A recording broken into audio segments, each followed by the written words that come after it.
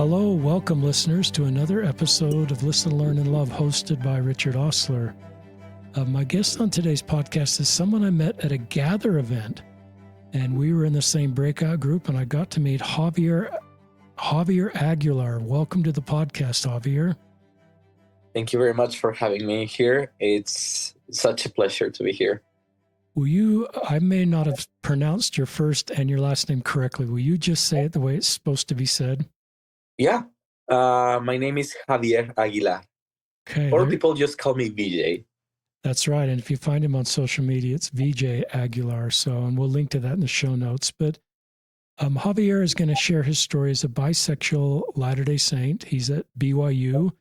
He's a junior in animations and communication. He grew up both in Mexico and Texas. He served a mission in Brazil, and then COVID happened, and he landed in Mexico City West to conclude his mission. I guessed his age because I've got a son that happened to, and I guessed his age correctly at 25 because our son Ben was in Samoa, and instead of going to Mexico West mission, quote unquote, he just married his high school girlfriend at age 18 and went straight to BYU. So good for him. So he's 25 and married and getting on with his life, and you are likewise. Javier is going to also talk about his podcast. He started a podcast based on kind of the format of Questions in the Closet, especially for listeners and guests that English isn't their first language. They've done episodes in other languages. So he's going to talk about that. And we'll put that podcast in our show notes. But part of the purpose of my platform is to connect you with other platforms. I don't want to just be the podcast guy. I want to use this platform so that you can connect with Javier and his work and his guests, and especially if English isn't your second language. I love more podcasts coming forward where people can share their stories. Is that okay for an introduction, Javier? That's awesome. I love that. Thank you. So I'll let you start wherever you want to start. Listeners, I haven't heard Javier's story. Just trust him to share his story. Soon he'll tell us about his journey to understand his sexuality and maybe a little about his mission, maybe about this podcast, of how he's navigating his future, what it's like to be bisexual at BYU. So you can talk about any of those or none of those. I'll just turn it over to you. Thank you very much. So there's a lot of things about my story that can be relevant to understand a little bit of where I am today. And I'll start with a little introduction about me. I was born in Mexico, as you already said, in Mexico City. And my family has been part of the church since the very beginning of the church in Mexico. We are pioneers there. And it has been quite an experience. My grandparents, they were very known. My grandpa, he was a sealer in the temple. He helped building up the temple. He was the principal of the church school there, Mexico City. So a lot of people knew us. Because of that, everywhere we moved, there were always people that will recognize us or our last name. And that was fun. So I was always under kind of on the spotlight. So I was told how to behave and how to give an example to others, how to believe the gospel and how to be a rightful member of the church. That is from the church side. I'm also the oldest of 5 children. And that has been quite an experience. I love my siblings. They are great. And there's no way I can say we were not planned. We were extremely planned. So much that there is an Excel document that says when we will, our birth date and when we will be going to kindergarten, to middle school, to high school, to college, the mission college. And yeah, we were very planned. And with that, of course, my parents had have great expectations for me and my siblings. We all were programmed. I like to say programmed in a way that we had different skills that will help us in our lives. For example, we all needed to learn a language, a sport, a profession. What else? Language, sport, profession. Of course, we had to do well in school. Oh, and an instrument.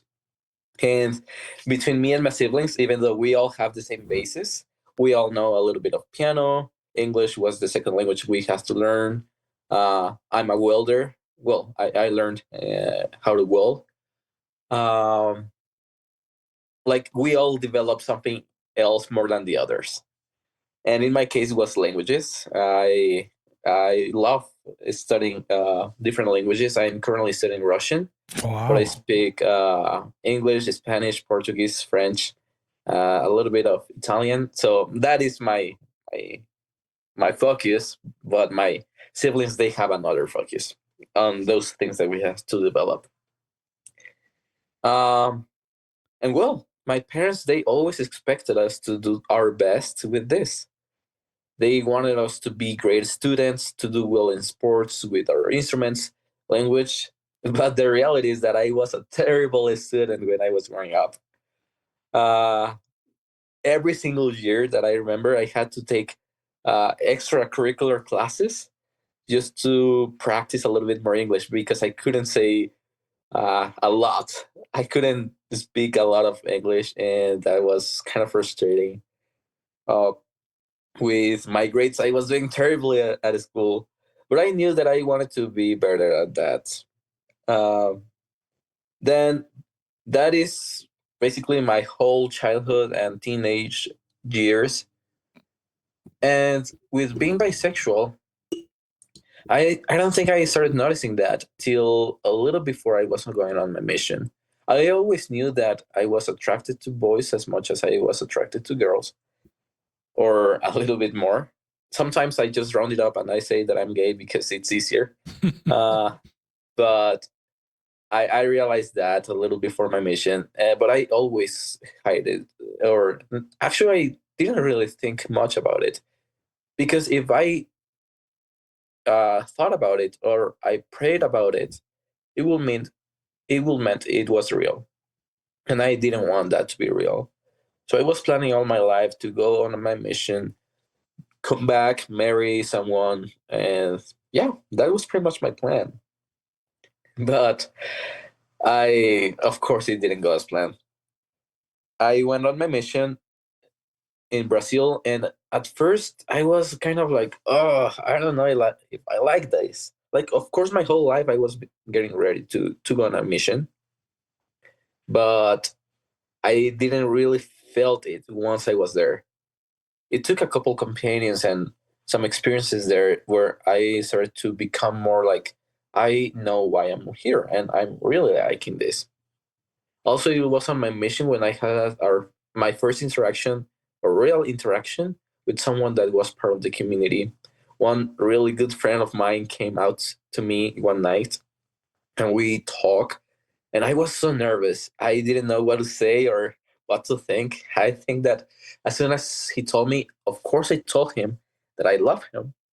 But as far as I remember, I always started like telling him one of the lessons that we do as missionaries, like just know that you have to keep thriving and keep pushing forward.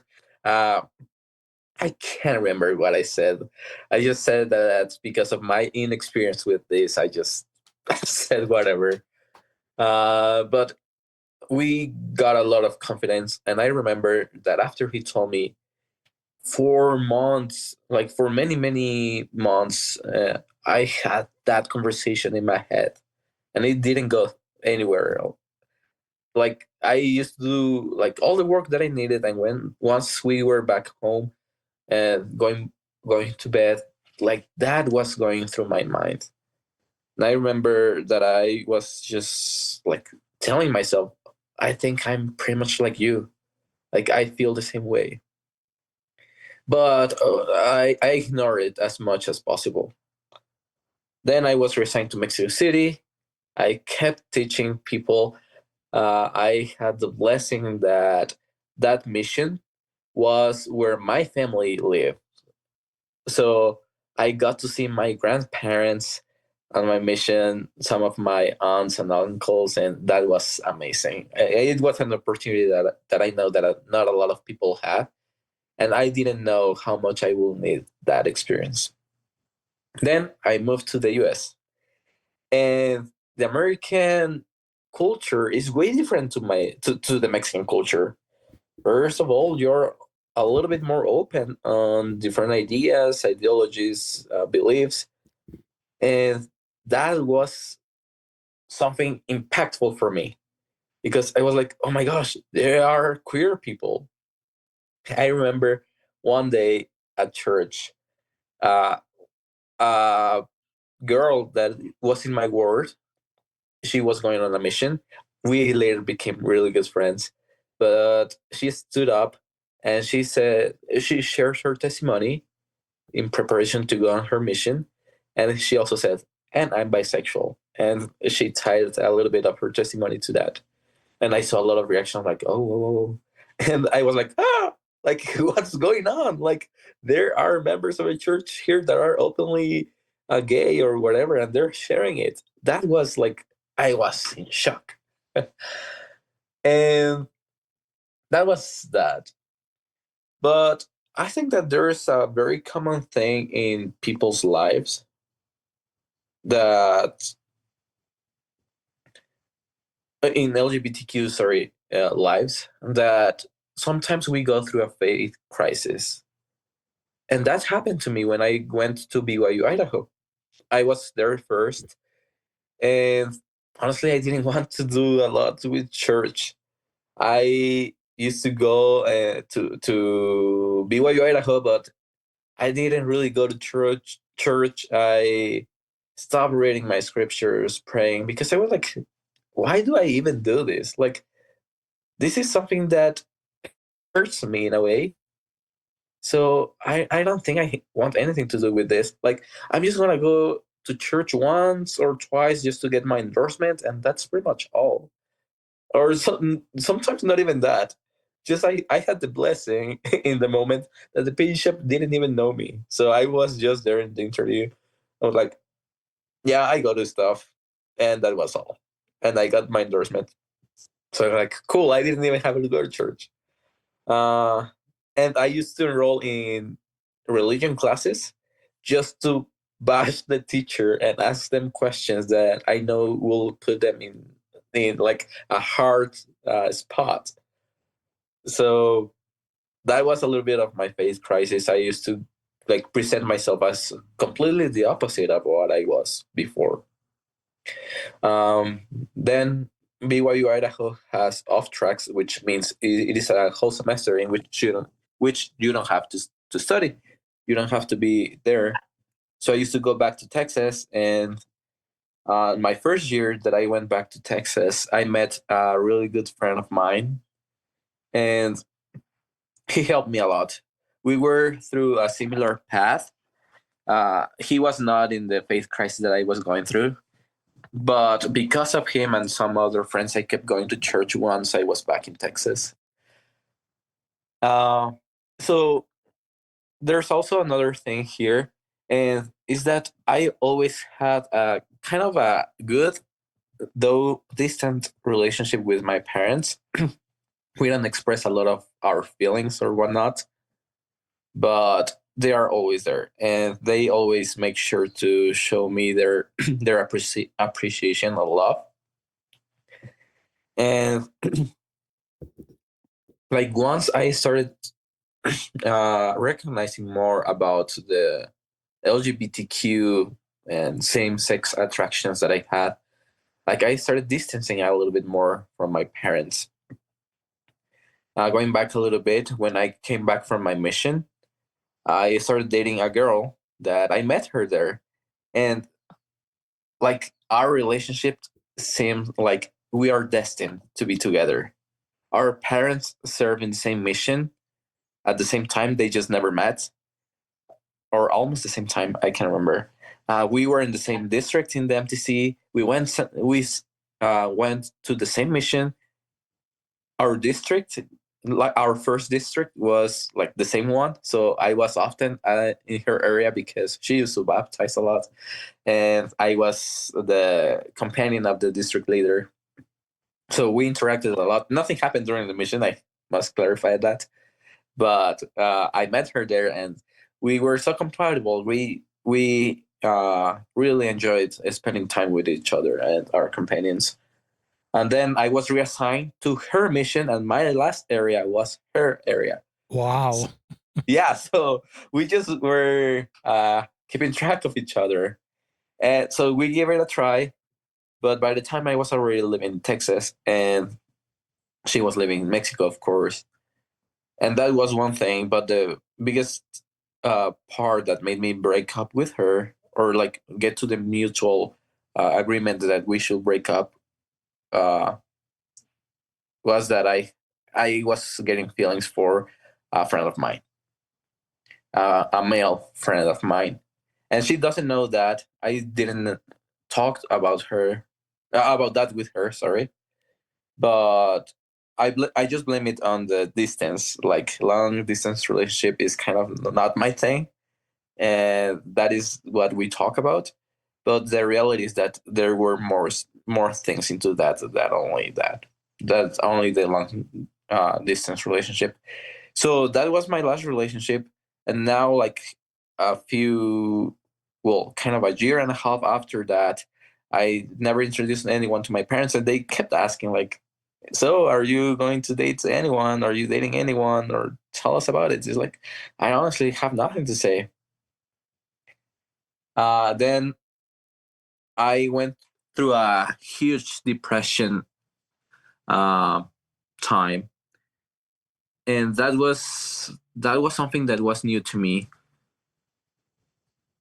A lot of people that know me, they know that I'm very good at hiding my feelings, letting them go. But in that moment, I just couldn't. I had so many things going on in my life, so many thoughts, so many feelings. They were adding up, and I just couldn't control them anymore. So I text my best friend, and I told him, like, one day that was the peak of my depression. I text him, and I was like, can you come and talk with me or talk to me? And he said yes. And I told him all the things that I was feeling. He's like, man, you need to come out. Like, this is not good for you anymore. I'm like, yeah, you're probably right. So I decided to come out at the temple later that week. And we had an excursion there as a ward. Well, my family and their ward, because I used to go to a YSA and they went to a Latino branch. They went on a temple trip. So I was like, I'm going to tell them then. So we went to the temple, and I told my mom, hey, please come. Or my parents, I have something to tell you. They were like, or my mom, she was like, you're getting married. I'm like, no, but it has to do with that. So we went to another part of the temple in Dallas where no one was there, and I started telling them everything. And when we were growing up, my parents used to tell us, whenever you see something that has to do with gay stuff, run away the fastest. The sorry, just run away as fast as you can.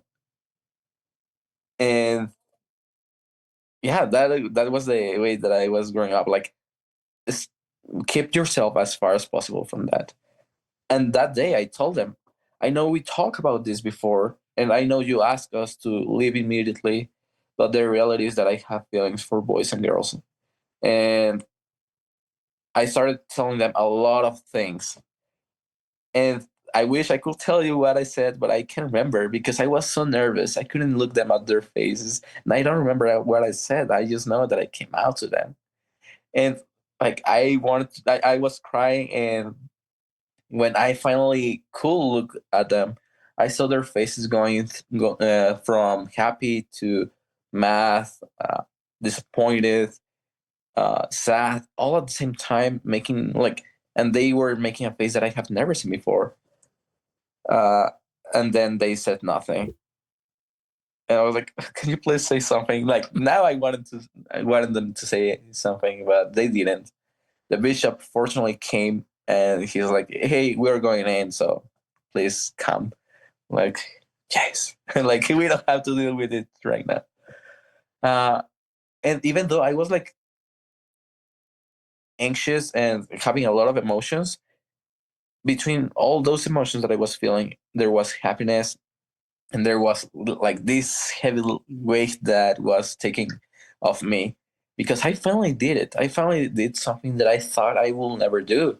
I kept promising myself that no one will know that I'm bisexual, and then I changed that to only two people will know, but not my parents.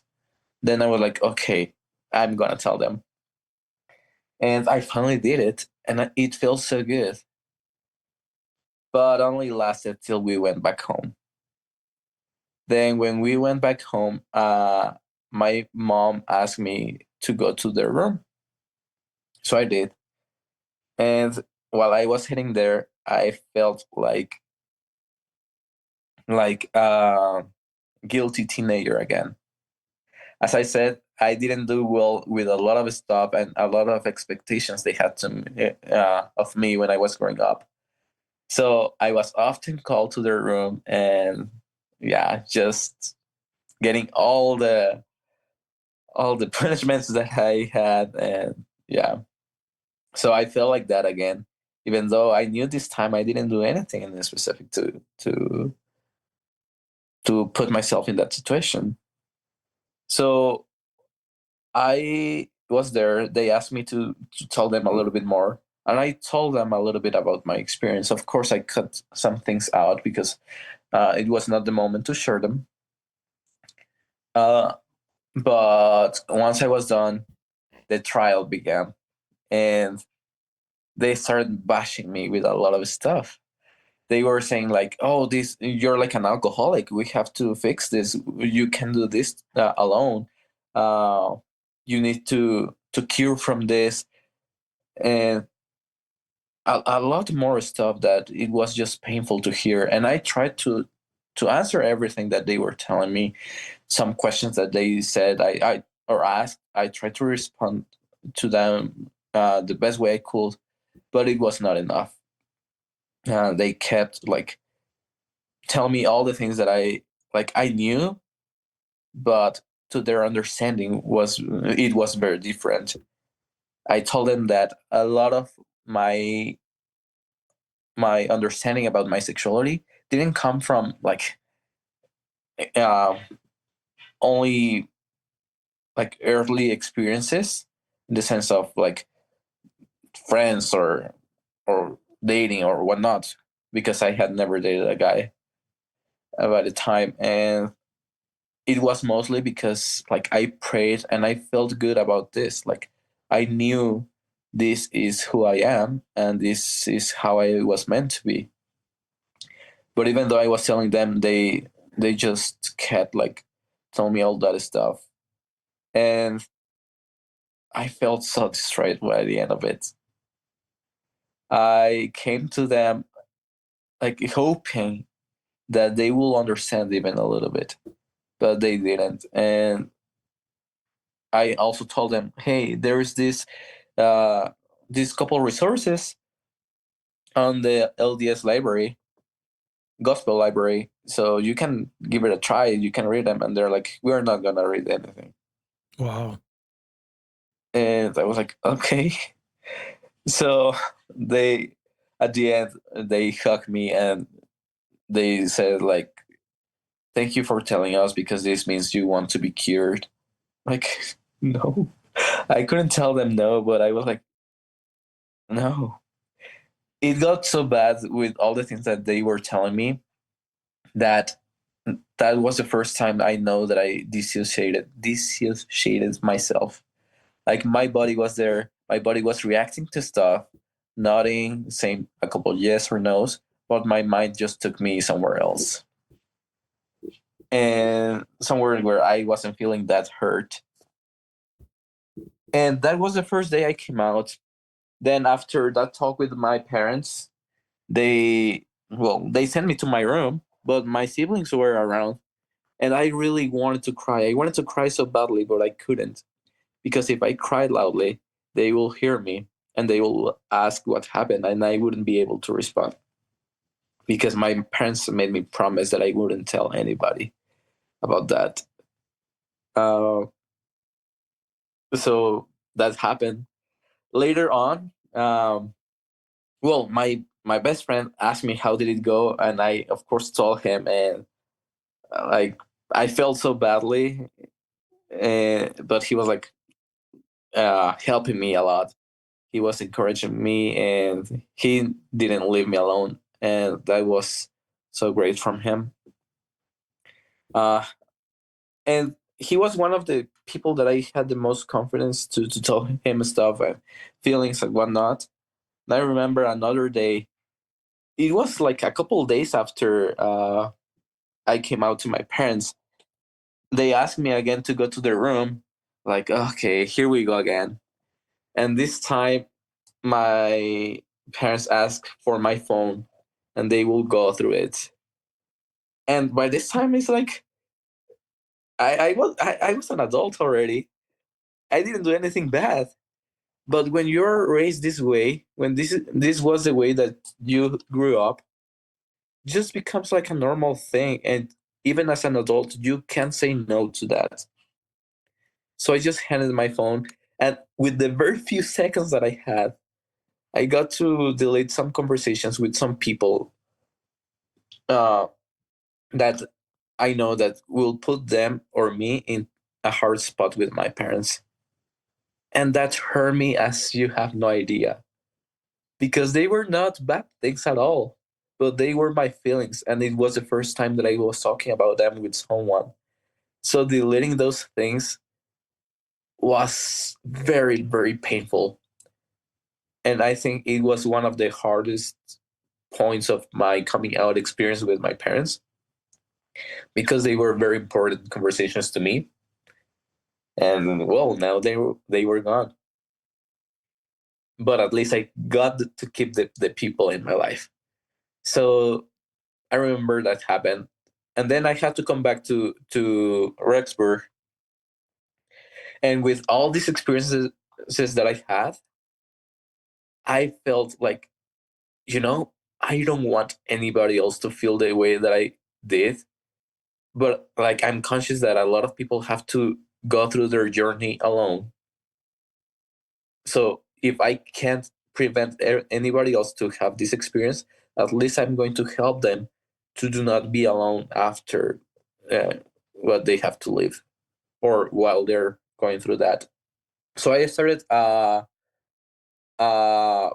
support group in Rexburg, and by this time I was already getting like in peace with my faith. I started going to church and finding joy in the gospel. Then I was we were blessed with gatherings, which is kind of a come follow me night where we talk about the scriptures, and we talk with more LGBTQ and allies uh, that are part of the church. And I had the great blessing to go to one at Ben Shilari's house, and I was with my best friend. By the time she and we both went there, and when we came out of there, we were almost in tears, because the spirit felt so good, and we were like, we need to take this to Rexburg. So she was helping me on my support group, and we started setting up gatherings there, and it was a great experience. And then I moved to BYU Provo, and by this time, of course, I did not listen to my parents on the do not tell anybody else. That is one of the promises that I just wouldn't be able to keep. And I started listening to the podcast questions from the closet, and they, Charlie and Ben, they were really good at talking about some questions that I really had. as an LGBTQ LDS. And I listened to every single episode they had, and I felt so good. And then they introduced me to a friend named Andre, and eventually was like, well, he translates uh, resources to Spanish, so probably you could talk about it. Like, okay. And we started working together.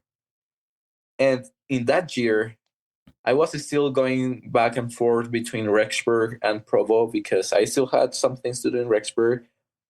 Earlier in the year, I was still taking classes there, and then I was moving some stuff to Provo. And that year, 2024, I was asked to be part of the committee that was setting up Pride in Rexburg. Like, fun. I love that. And I started like helping a lot, and it was super fun. And then a couple months, like 2 months before the Pride event, the one of the heads of the committee was like, would you like to lead the walk with some of our friends? Like, I would love to, but I was so afraid. So my very first Pride in Rexburg, and overall my first Pride, I was so scared. I was like looking everywhere to see if there will be anyone that I know that I wouldn't like them to see me there. I was like super happy, but at the same time scared. And now, 2024, I was asked to lead the walk. So there will be no way that I will hide. And I was so excited for that. Because I came from a point in which I was shamed for what I was feeling by myself and later on by my parents. And then I had a great time helping others to feel in a better spot, either with their faith or just with themselves. And I was like, I will do this. I'm afraid, but I will do it. So you saw me there, uh, like waving the flag and whatnot. And it was a really good feeling. And then um, I felt a big prompt to help other people in the community, especially with Spanish speaking people. And I was like, Andre, let's do this podcast.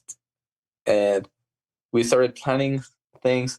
At first, he didn't want to because he really doesn't like hearing himself. But we went through that, and we started recording episodes. And the feeling that we had while doing that was amazing. When we finished recording the first episode, which was the introduction, we both had a feeling that was like, this is the right thing to do. We felt so good. So we kept doing it. And that was great. My parents still have a rough time with that. We don't really talk about it. But my siblings, I have two siblings, two brothers, two sisters. Um, and my two brothers, they know that I'm bisexual. One of them knows because I told him, and the other one, he got to know because he found my podcast. And one day we were talking about it. I figured out that he listens to the podcast because we were doing our Spotify Grab thing, and on the podcast sections, he was like, "Yes, I listened to this podcast. I listened to yours, and I listened to this." I was like, "Wait, what?" He's like, "Oh yeah, I listened to your podcast." And later we talk about it, and he's like, "You're doing a great job. Keep doing it." And I'm like, "Oh, this feels so good." Uh, so that is a big summary of my story to the point where I am now. Now I would like to share a few things that I've learned throughout all this time. First of all, sometimes it is hard for people to come out because of their families and whatnot. Coming out requires a lot of work for a lot of people because sometimes they have to unlearn things that they have learned. But if I could tell you something, is that it's very worth it. When I was growing up, my dad used to take me and my siblings, mostly me, to street race events. So cars there in the street, they just run. And I grew up hearing car car engines roaring and the smell of gas and rubber from the tires. And that was a kind of a bond that we had. With the time, it got lost, especially after coming out. But I find out that there are still things that bond us despite of what has happened. Um, I mentioned earlier, and I did it on purpose, that my parents had great expectations, but I wasn't very good at it. Piano, I never practiced. I know how to play a few things, but like that is the very few I remember because I really didn't like to practice languages. English, I sucked at it. As I said, I rarely had good grades there. I always having to have tutoring sessions. Uh, what else? Sports, I was a terrible player. I didn't used to like sports at all. School, I was a terrible student. I was a Netflix student. I used to watch series and shows and whatnot while I was in class, so I didn't have very good grades. But something that I realized later in life is that after I came out, everything has started to fall in their spot. At BYU, I became a way better student. Like that is the only thing I had straight A's. That is the only thing that I had left. But I was a really good, or I'm a good student. Uh, then I fell in love with music and I wanted to share a little bit more with people. So I started practicing piano once again because I was like, I love this music. This has a great impact for me. I want to learn more about it and I want to be able to interpret the song. And I had events where I was able to share that. Then English, I moved to the US. But not only that, I started developing more languages because I wanted to get to know more about the people and their culture and be able to speak with them in a way that they will understand. And sports, well, I just like them. I ended up liking them and going to the gym and making that one of my habits. So when I was growing up and when I was very closeted, when I was hiding all these things, I never reached the potential of what I could have become. It had to be now that I came out and I dedicated my life to help other people, where I realized that all those things that my parents taught me, they are actually being beneficial, even though this is something that they wouldn't probably like. But at the end, it was very nice. Yeah. Now, maybe some people will think that my parents are awful because of the way that they reacted. But the reality is that their culture and their lives have been molded in a way that it will be very hard for them to understand this. It took myself many years to understand where I am now and what, like all these things, and I'm still having to unlearn a lot of what I've learned. But uh, but it is part of the process, and if it took me a long time for me to understand this, it will probably also take a long time uh, for my parents to understand this. I remember one experience that I had with my mom when I was a little kid. We used to watch the Smurfs, the very old cartoon, the 2D animation. And I remember one of my siblings asked my mom, "Hey mom, if we were Smurfs, which one will we be?" And she described some of them.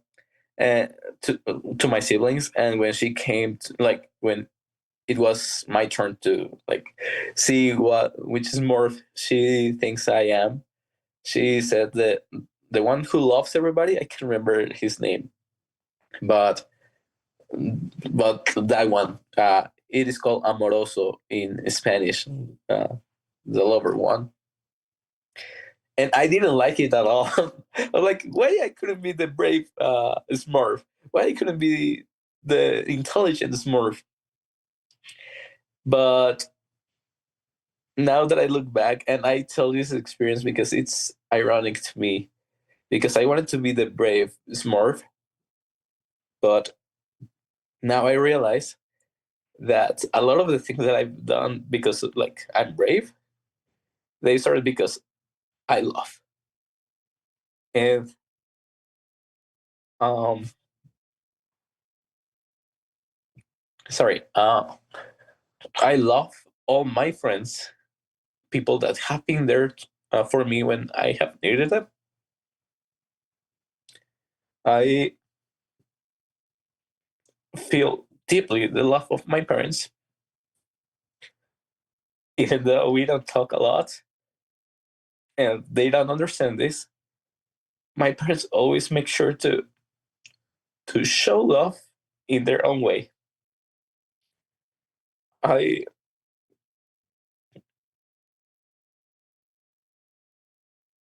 I got to know how much I love God and what a big important part He is in my life, and how much I love providing a place for other people to be themselves and to be with someone that will help them to be better. A lot of the things that I had to go through, I had to go through them alone. Like, as I said, when I came out, I, I, I couldn't cry out loud. I was weeping. I was crying invariably, like in silence, because I didn't want anybody else to hear what I was going through.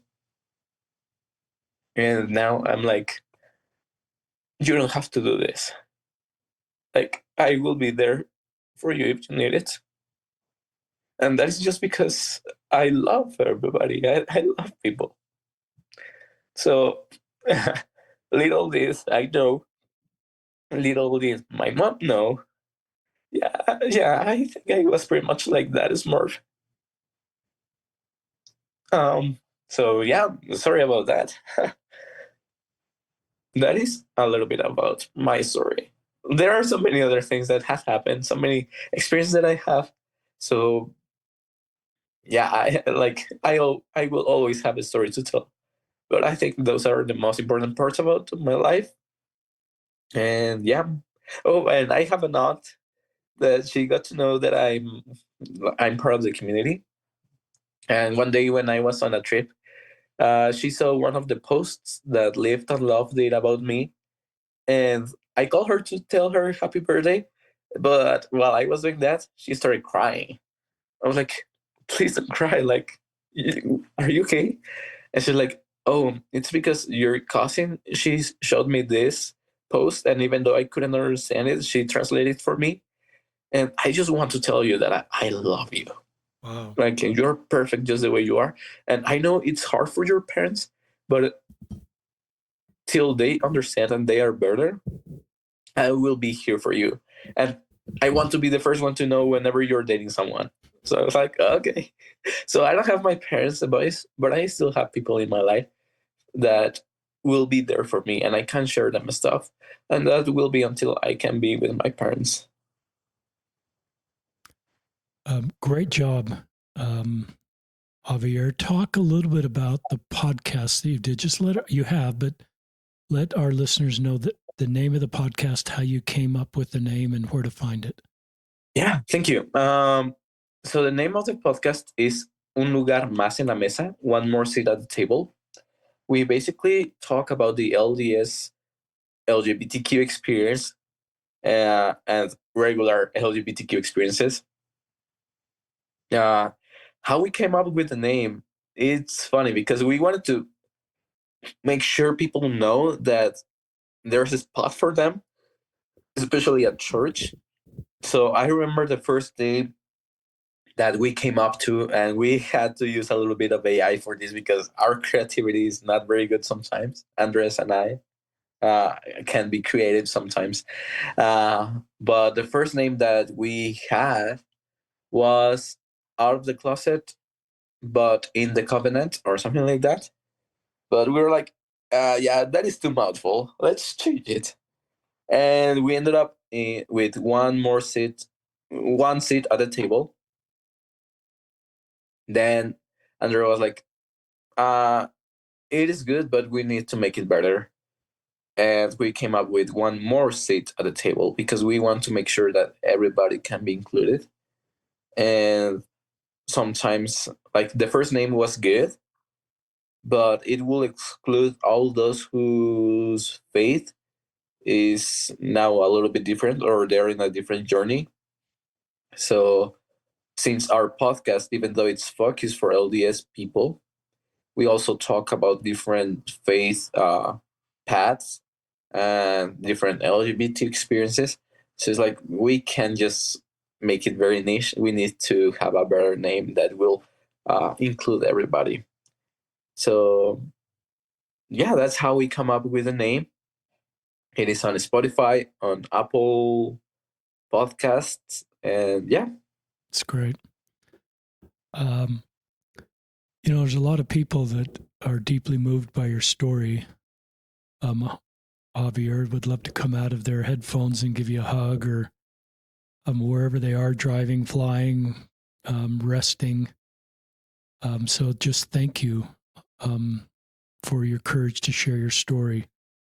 Every story is so different, listeners. After doing so many of these podcasts, hundreds and hundreds, and listening to other stories outside of a podcast setting, every story is so different. And it's unique, it's beautiful, it's challenging, it's painful. It's all of those things. I've never known if there's some very unique parts of your story. Your courage to come out of the temple to your family.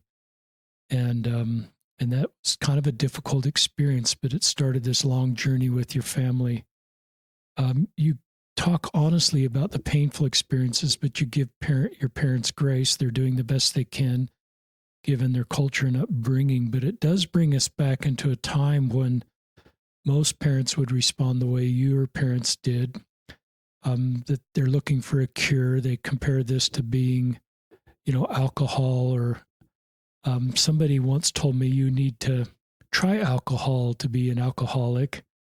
You need to try drugs to abuse drugs, but you don't need to try being gay to be gay, or try being bisexual to be bisexual. It's just who you are. And I thought that for me, being an early ally, I liked the way that person framed it up. Because you didn't try this. It's just who you are. It's like being left-handed or blue eyes. It's just an inborn attribute. And the church didn't used to teach that, and now teaches that. And it's kind of interesting that your parents were more informed by their culture than even what you pointed to them on the church's website, which would be consistent with what you're sharing. And that's kind of a tough spot to be in, trying to port people to the church's teachings on this, and their culture is informing them more. And maybe that's fear, but that's the reality of the situation. And I kind of thought of that. I thought, I wish the church would, in general conference, sort of bust out of, sort of talk about what's on the church's website. Sexual orientation isn't a choice. We don't have a statement on the cause of some people not being straight. Elder Holland has said, you can't, in paraphrasing his quote, we shouldn't put it on our members to pray this away. And so it's really taken the responsibility off you to be quote unquote cured, and puts the responsibility on the rest of us to help you feel like you belong. And you understand that. The depression was, I'm glad you talked about that. Some people, when they sort of realize this is who they are and it's not changeable, and they have to face that, and they try to date, in your case, a girl, and it doesn't work. I do see some stories where that can lead to a huge depression. But I loved your courage to reach out to somebody in huge depression and want to find somebody that could help you. And what a great example that is to all of us and all our listeners is it takes courage to reach out, but please reach out. I thought you was honest about your BYU Idaho faith crisis that you kind of worked through and your sort of reconnection with the church. It's interesting that you being more open about your sexual orientation, you seem to feel more belonging and more support and more connected to the church. But maybe the most powerful part of your story for me is your courage to then want to not just come out, and you give grace. Everybody needs to decide if they're going to come out or not. But then you've gone one step further, and not everybody needs to do this, but you've decided to be public and try to help people. And you saw what Questions for the Closet did for you, and you saw some of these things, support groups, the Gather group. And so you and others, I think you mentioned Andre, have wanted to do this. And so here you are leading a pride parade in Rexburg, Idaho. Just a comment about the word pride. This is back to maybe something Ben Shalati taught me. Pride has sometimes been framed up in LDS church as always negative. And I think there's the bad kind of pride that Elder Benson talks about in that famous talk. It's the comparison pride. But then there's this pride of just wanting to be our best personal selves. And there's no comparison in that. It's just wanting to be our best selves. And that's the beautiful pride you talk about, Javier, is your pride to be honest and open about your sexual orientation. And shame is the opposite of pride, as you share. Shame, listeners, I think, is one of Satan's greatest tools to separate us from the love of God. If we think something about us that's inborn and immutable is shameful to God, then we pull away from God. So that's why pride parades are great. It doesn't, I think people do better when they just own who they are. I feel really strong about that. Everybody needs to look in the mirror and not feel they're a mistake. That doesn't change church doctrine or church policy, just puts them on the same moral footing. They're created as intended by God, and they're not a mistake. So here you are, and then you've started this podcast, and the name of the podcast just brought tears to my eyes, Javier. One more seat at the table. I'm just thinking of Christ's table, his symbolic table, that everything he did in his ministry, which some people have called table fellowship, was to help everybody feel welcome. Sometimes he actually invited people to dinner. I think I'm going to get my Bible stories backwards, but he invited somebody to dinner that I think was a tax collector, and you know who that is, listeners, but I get those backwards. But everybody that society said was not worthy, he made them worthy because of his table fellowship. And this one more seat at the table is a beautiful visual of the ministry of Christ. And I think what our senior leaders are trying to do is help more people feel like they're welcome and they belong. And we're actually better off with you at the table. I think my queer friends improve the church experience for me. They bring different perspectives, different insights. They're terrific at gathers. They help other people that don't feel like they fit in. And so we're better off with our queer members at the table because more people feel welcome. But there's such a need. One of the things I'm learning, and I'm kind of going on here, is the difference between different cultures. I'm, LDS and American and lived in the western part of the United States most of my lives.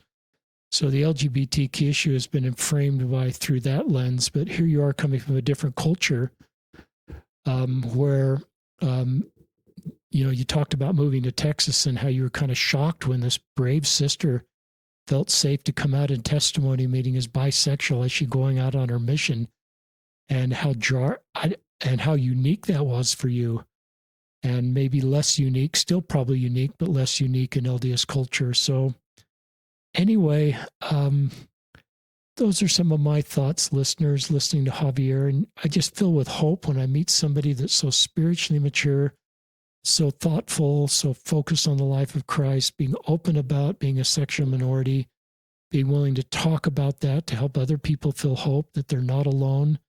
It's wonderful discipleship that you're doing, Javier. And I'm just honored to have you on this platform so more people can connect with your story of hope and also the work you're doing right now with the podcast that I love the name. More things you'd like to share in closing that come to your mind? Thank you. I just have a few thoughts. And I think this is the overall theme of my experiences, or at least the ones that I shared. Brave is not being afraid. Being brave is doing things despite being afraid. So wow, I have experienced that a lot. Love has been one of the biggest things that have made me push and moved forward. But at the end, it's like all this led to be more brave. And I think that everybody can be brave in their own ways. We all have our time where we are in a situation that will lead us to that. And yeah, it will be scary. It is scary, but I think that the reward is even bigger, and the blessings that we can give to others, to ourselves, that we can get, and also what we can do to help others is like way greater than where we are at. You have a great life ahead of you. How can people find you, Javier? What should we put in the show notes? Your Instagram? What should we put in the show notes? Yeah. My Instagram. Okay. It's VJ AG00, or my name, VJ Aguilar. You can find me like that. And yeah, there is where I am more active. I guess my Facebook is the same, VJ Aguilar. And yeah, pretty much that's the podcast. If you want to listen to it, if you speak Spanish, you can listen to it on Spotify, as I said, Apple Podcasts, and yeah, if there's anybody that needs someone to talk to, I am always gonna be delighted to spend some time with them. That is great. So, listeners, we will have Javier's Instagram in the show notes, a link for Apple and Spotify for his podcast, and please connect with him. Please share his podcast. I'm generally aware there's a great need for LDS LGBTQ content in other languages. I get a lot of requests for that. And so I think you're answering a call that's really needed. So let's do everything we can to support Javier and his team to get this content scaled. There's a real need for this. And regarding your future, Javier, I just trust you. I'm talking as a friend. As you're navigating your sexual orientation in your future, I just trust you to write your own story and hear him, and I will walk with you on whatever road you think is best and leave any judgment to our Savior. So that's how I, listeners, if you haven't heard me talk about that, that's just how I,